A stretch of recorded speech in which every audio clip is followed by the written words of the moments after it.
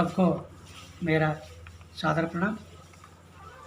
जिला शिक्षण एवं प्रशिक्षण संस्था दावणगेरे, क्षेत्र शिक्षणाधिकारी और क्षेत्र समन्वय अधिकारी कार्यालय हरिहर और समूह संपन्मूल केंद्र राजनहल्ली हरिहर तालुक। मैं कट्टी चन्नकेशव श्रीधर, समूह संपन्मूल व्यक्ति, समूह संपन्मूल केंद्र राजनहल्ली, आपके सम्मुख निष्ठा FLN 7 प्राथमिक शिक्षण में बहुभाषिकता इस मॉड्यूल के बारे में अपने अभिमत प्रस्तुत करना चाहता हूँ। एक शिक्षण तज्ञ ने कहा था कि हम मूलतः बहुभाषी हैं। भारत जैसे बहुभाषी देश में तो हमारा किसी एक भाषा के सहारे काम चल नहीं सकता। हमें अपनी बात बाकी लोगों तक पहुंचाने के लिए और उनके साथ संवाद करने के लिए एक भाषा से दूसरे भाषा के बीच में आवाजाही करनी ही पड़ती है। बहुत से बच्चे घर की भाषा अलग बोलते हैं, जिसे हम होम लैंग्वेज कहते हैं। स्कूल की भाषा उनकी अलग ही होती है। राष्ट्रीय शिक्षण नीति 2020 और निपुण भारत, यह दोनों योजनाएं मूलभूत साक्षरता और संख्या सामर्थ्य के उद्देश्य पूर्ति करने हेतु बच्चों के भाषा को कक्षा में उपयोग करना बहुमूल्य और निर्णायक कहा जाता है। बच्चों के अपने मातृभाषा और कक्षा में उपयोगित भाषाओं में समन्वयिक साधने के लिए राष्ट्रीय शिक्षण नीति 2020 तत्पर है। मॉड्यूल 7 में प्राथमिक शिक्षण में बच्चों के भाषा को क्यों उपयोग करना चाहिए और क्यों यह आवश्यक है, इस पर ज़्यादा ध्यान दिया गया है। जैसे अगर किसी बच्चे के घर में कन्नड़ बोली जाती है, स्कूल में होने वाली पढ़ाई इंग्लिश और हिंदी में होती है, तो बच्चों के लिए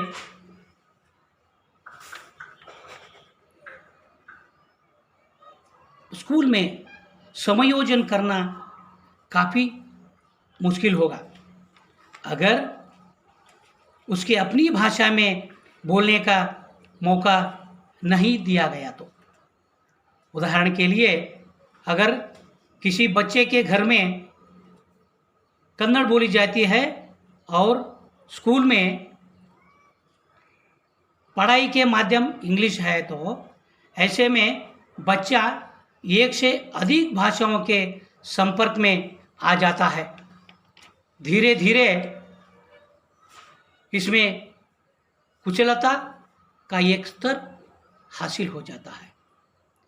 एक से अधिक भाषाओं के प्रति सम्मान का भाव और मूलतः एक से अधिक भाषाओं के इस्तेमाल के विचार को स्वीकार करना और उसे रोज़मर्रा के जीवन में स्थान देना ही सही मायने में बहुभाषिकता है। मॉड्यूल 7 इसी बहुभाषिकता के प्रभावों पर प्रकाश डालता है। बहुभाषिक शिक्षण के प्रयोजन यह है कि कक्षा में स्नेहपर वातावरण निर्माण करना, बच्चों में आत्मविश्वास और आत्मगौरव को बढ़ावा देना, बच्चों में पूर्व ज्ञान को नए परिकल्पना के साथ सम्मिलित करना, इतर भाषा पढ़ने और समझने में रुचि, स्कूल और समुदाय के सुदृढ़ संबंध। बहुभाषिकता एक समाधान है। उपरोक्त नज़रियों से देखें तो हम कह सकते हैं कि बहुभाषिकता एक समाधान है। इसमें हम किसी मुद्दे पर अलग अलग दृष्टिकोण से विचार कर पाते हैं। एक ऐसे समाधान तक पहुंचने का प्रयास कर पाते हैं जो अन्य लोगों के प्रति समान रूप से संवेदनशील होता है। किसी एक भाषा को सभी लोगों के ऊपर थोपने की कोशिश का इसी बात से विरोध होता है, क्योंकि जो भाषा किसी के लिए आसान होती है वही अन्य लोगों के लिए मुश्किल हो सकती है। अगर शिक्षक अगर कक्षा में उस बच्चे के मातृभाषा में शिक्षण देते हैं तो उस बच्चे का जो हम कहते हैं कॉन्फिडेंस वो बढ़ सकता है। अगर हम एक कहानी उन्हें सुनाते हैं उस बच्चे के अपनी भाषा में, तो वो बच्चा घर जाकर अपने पालकों से यानी अपने माँ बाप से यह कहानी अगर वे सुनाते हैं तो वो पालक अथवा वो माँ बाप बहुत खुश हो जाते हैं। ऐसा लगता है कि अपना बच्चा बहुत अच्छी तरह से पढ़ रहा है।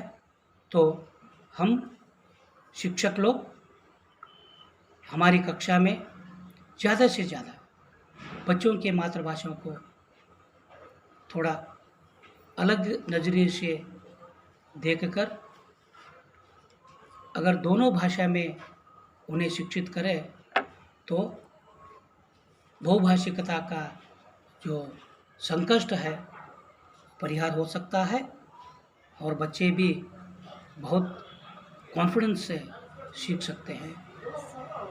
अब तक मैंने राष्ट्रीय शिक्षा नीति 2020 और निपुण भारत ये दोनों योजनाओं के बहुमूल्य मॉड्यूल 7 प्राथमिक शिक्षण में बहुभाषिकता इसके बारे में मैं अपना राय आपके सामने रखा हूँ।